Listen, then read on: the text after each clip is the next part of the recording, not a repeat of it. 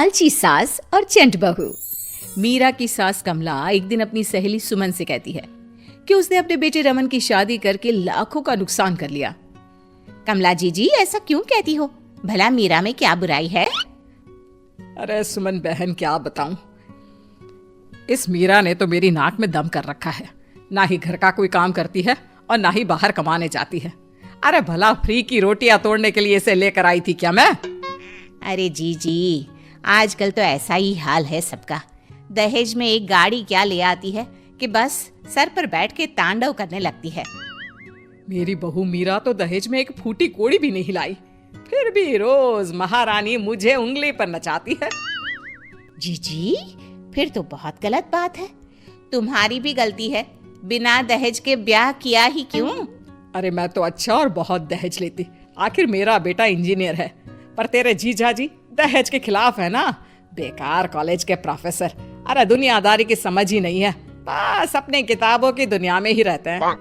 अरे जी अभी भी कुछ नहीं बिगड़ा, थोड़ा काम में लगाओ, खुद दहेज चल के आएगा। कमला को सुमन की बात समझ में आ जाती है और उसे सुमन का सुझाव अच्छा भी लगता है। कमला अगली सुबह से मीरा पर हुक्म चलाने लगती है। सुन बहू, फटाफट से सफाई कर ले, फिर रोटियां भी बनानी है। सासू माँ सब मैं ही करूंगी क्या? आप क्या पूरा दिन मुझे काम बताने का ही कष्ट करती रहोगी? तो तू क्या चाहती है, मैं तेरी नौकरानी बन जाऊं? हैं?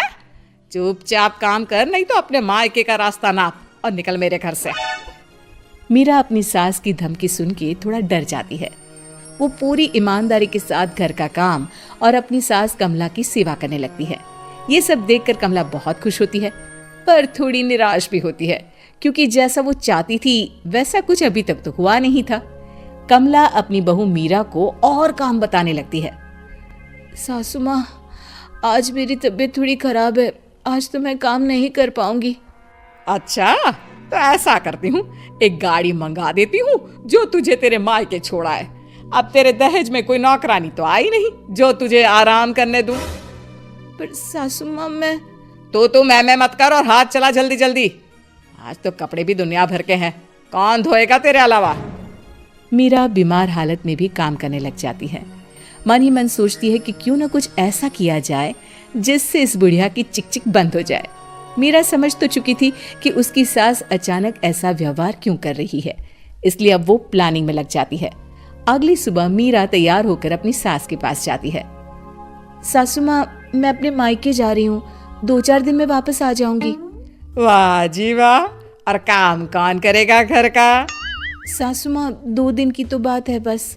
जा चली जा, पर फिर वापस आने के बारे में सोचना भी मत।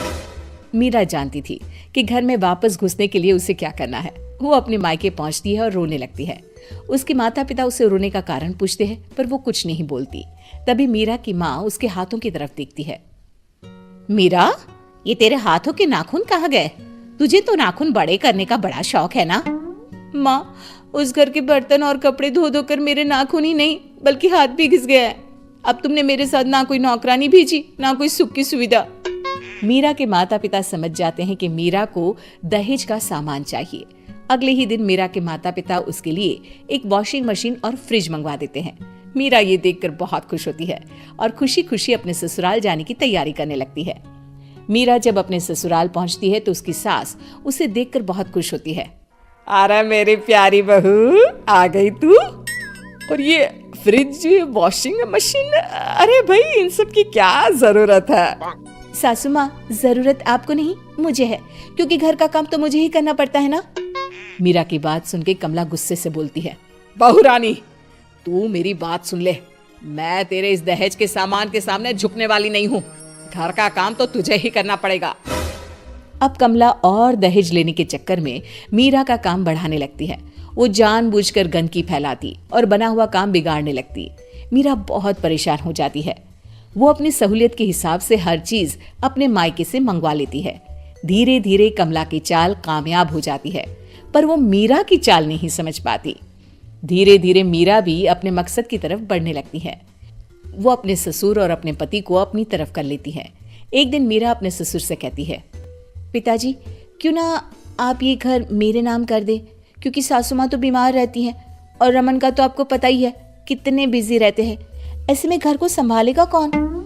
हाँ बहू, मुझे लगता है कि तुम बिल्कुल सही कह रही हो। इस घर को संभालने वाला कोई तो होना चाहिए। ये कहकर मीरा के ससुर जी अपनी पूरी प्रॉपर्टी मीरा के नाम कर देते हैं। मीरा बहुत खुश होती है क्योंकि वो अब अपने मकसद में कामयाब हो गई थी। इस बात की खबर कमला को भी लगती है। कमला को जैसे ही पूरी बात पता चलती है, उसके पैरों तले जमीन खिसक जाती है। वो गुस्से में मीरा के पास जाती है। अरे करमजली, तू तो बहुत चंट निकली। मैं तुझसे घर का सामान ही मंगवाती रह गई और तूने पूरा का पूरा घर अपना बना लिया। सासू माँ, अब आप घर का काम करने की भी आदत डाल ही लो, क्योंकि अब मैं तो कुछ करूंगी नहीं। और हाँ, अगर आपने काम करने में आनाकानी की तो इस उम्र में मायके नहीं बल्कि बुजुर्गों के आश्रम भेज दूंगी। मीरा की बात सुनकर कमला बहुत दुखी होती है। वो अपनी सहेली सुमन के पास जाती है और उसे सारी बात बताती है।